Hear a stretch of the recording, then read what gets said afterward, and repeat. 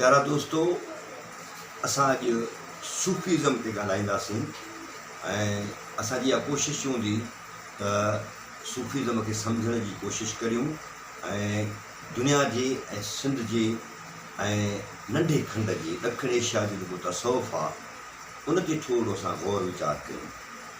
तसौफ़ मुख़्तलिफ़ धाराउनि में हलंदो रहियो आहे।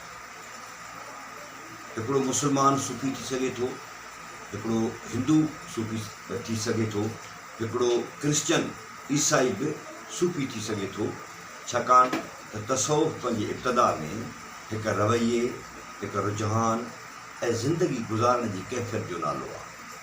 उनखे तसौफ़ चइजे थो। पर असां जॾहिं 17वीं सदी वारी सिंध ते नज़र फेरायूं था त 17वीं सदी वारी सिंध में हिकु अहिड़ो वहदतुल वजूदी सूफ़ी पैदा थिए थो जेको अहिड़ो तसौफ़ ॾिए थो, अहिड़ो सूफ़ीज़म ॾिए थो जेको सूफ़ीज़म समाजी कार्ज पैदा करे थो। ऐं उन हस्तीअ जो नालो आहे शाह अब्दुल लतीफ़ भिटाई। शाह अब्दुल लतीफ़ भिटाई जेको वहदतुल वजूदी सूफ़ी आहे ऐं 3 सदियूं गुज़रण खां पोइ बि उन ते लखनि जे तइदाद में किताब लिखिया विया आहिनि, लखनि जी तइदाद में उन ते मक़ाला मौजूदु आहिनि। अञा ताईं उन ते तहक़ीक़ जो सिलसिलो जारी आहे।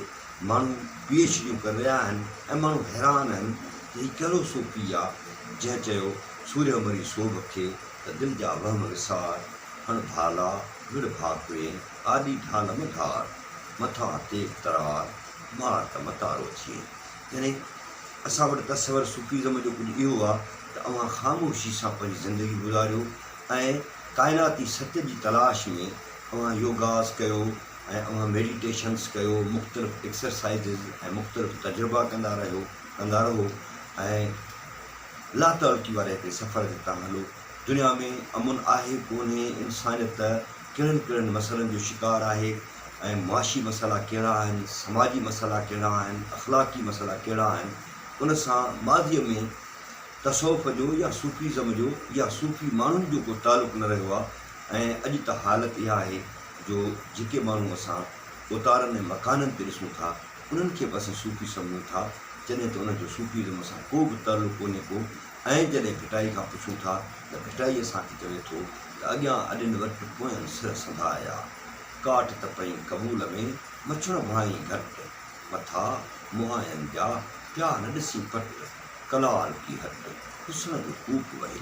हाणे हिकिड़ो अहिड़ो सूफ़ी जंहिंखे सभु सूफ़ी मञनि था ऐं सभई मुतफ़िक़ आहिनि त उहो वहदतुल वजूदी सूफ़ी आहे। उहो अॾी खे तश्कील ॾिए थो, कात खे तश्कील ॾिए थो ऐं पोइ सिसिन खे तश्कील ॾिए थो ऐं पोइ उते मरण ऐं मारण जी ॻाल्हि करे थो, जंहिंजो मक़सदु इहो वञे थो त सूफ़ीज़म कंहिं बि नमूने सां, कंहिं बि रीति, कंहिं बि तरह, कंहिं लातअलकी न, पर मुकमिल तौर ते हिकु समाजी कार्ज सां असां वटि मौजूदु आहे। ऐं उन सूफ़ीअ जो समाजी कार्ज कहिड़ो आहे त दुनिया अंदरि, पंहिंजे समाज अंदरि, पंहिंजे खिते अंदरि जेके मसइला आहिनि ऐं जेके माण्हुनि सां अंज आहिनि ऐं माण्हू जिन पीड़ाउनि मां गुज़रनि था उन्हनि पीड़ाउनि मां कढण ई सूफ़ीअ जो कमु आहे।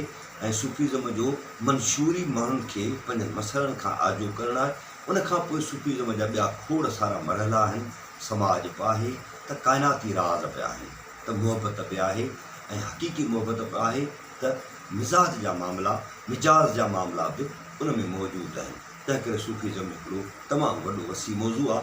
पाण ईंदड़ नंढड़ी वीडियो में वरी उन मसइले ते ॻाल्हाईंदासीं त सूफ़ीज़म कहिड़े कहिड़े तरीक़े सां असांजे समाज अंदरि मौजूदु आहे ऐं उहो कीअं पंहिंजो किरदारु अदा करे थो।